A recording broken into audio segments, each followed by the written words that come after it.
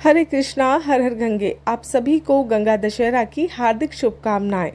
गंगा दशहरा हिंदुओं के प्रमुख त्योहारों में से एक है, जो कि हर साल जेठ माह के शुक्ल पक्ष की 10वीं तिथि को मनाया जाता है, जो कि इस बार 16 जून 2024 को पूरे देश में मनाया जाएगा।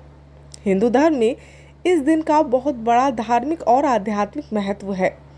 देवी गंगा साक्षात देवी हैं, जो जल के रूप में पृथ्वी पर विराजमान है। जेठ माह के शुक्ल पक्ष की 10वीं तिथि को गंगा दशहरा मनाया जाता है। 10वीं तिथि प्रारंभ होगी 16 जून को 2:32 पर और 10वीं तिथि समाप्त होगी 17 जून को 4:43 पर। और आइए अब जानते हैं जेठ के गंगा दशहरा का महत्व क्या है। गंगा दशहरा का हिंदुओं में अपना धार्मिक और आध्यात्मिक महत्व है। यह देवी गंगा के जन्मोत्सव का एक शुभ दिन है। ऐसा माना जाता है कि इसी दिन माँ गंगा स्वर्ग से धरती पर अवतरित हुई थी। वह जीवित देवी हैं, जो आज भी इस धरती पर पवित्र नदी के रूप में मौजूद हैं। भक्तगण देवी गंगा की पूजा करते हैं और गंगा नदी में पवित्र स्नान करते हैं। यह भी माना जाता है कि जो लोग पवित्र गंगा नदी में डुबकी लगाते हैं, उन्हें सभी प्रकार की नकारात्मकता से मुक्ति मिलती है और यह शरीर, मन और आत्मा को भी शुद्ध करती है। गंगा दशहरा के दिन धर्म, कर्म, स्नान, दान का विशेष महत्व बताया गया है। गंगा दशहरा के दिन सुबह जल्दी उठकर लोग पवित्र गंगा नदी में स्नान करते हैं। वे भगवान सूर्य की पूजा करते हैं और फिर फूल, मिठाई चढ़ाकर गंगा मैया की पूजा करते हैं। और कुछ भक्त देवी गंगा को कपड़े भी चढ़ाते हैं। शाम को वे फिर से गंगा घाटों पर जाते हैं और देसी घी का दिया जलाते हैं और दीपदान समारोह करते हैं। सभी गंगा घाटों को दियों से सजाया जाता है। देवी के सम्मान में आरती भी की जाती है। और गंगा दशहरा के दिन सुबह 11:13 तक हस्त नक्षत्र रहेगा। यह समय गंगा नदी में स्नान करने के लिए सबसे अच्छा माना जाता है। इस दिन सुबह 4:03 से 4:45 तक ब्रह्म मुहूर्त रहेगा। इसके साथ ही इस दिन रवि योग, सर्वार्थ सिद्धि योग और अमृत योग भी बन रहा है। इन योगों में पूजा पाठ और दान बहुत शुभ माना जाता है। और आइए अब जानते हैं गंगा दशहरा की कथा कि आखिर माँ गंगा स्वर्ग से धरती पर क्यों आई और कैसे आई। माँ गंगा को पवित्र नदी के रूप में माना जाता है। अयोध्या के महाराज राजा दशरथ और श्री राम जी को हम सभी जानते हैं। उनके ही पूर्वज राजा भागीरथी को अपने पूर्वजों के तर्पण के लिए गंगा जल की आवश्यकता पड़ी थी। तब उनके पास गंगा जल नहीं था, क्योंकि उस समय गंगा जी केवल स्वर्ग में ही बहा करती थी। यह जानकर राजा भागीरथी बहुत दुखी हुए और माँ गंगा को पृथ्वी पर बुलाने के लिए तपस्या करने के लिए चले गए।